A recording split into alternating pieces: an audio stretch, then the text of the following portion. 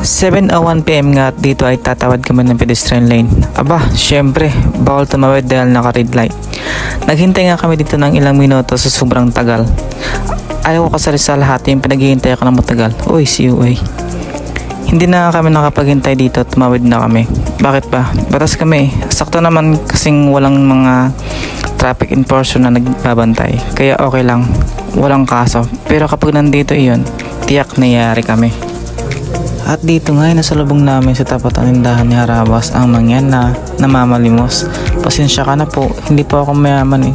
Balikan po kita kapag mayaman na ako.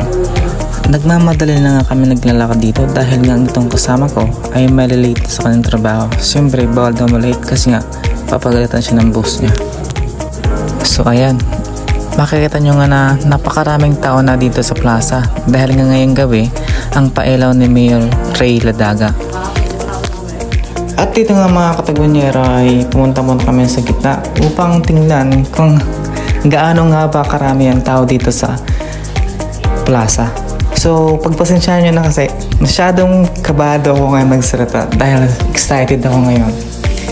So habang naghihintay nga tayo ng pailaw ni Mayor, ito malapit na tayo sa exciting part. So heto na, waiting is over. So ito na nga.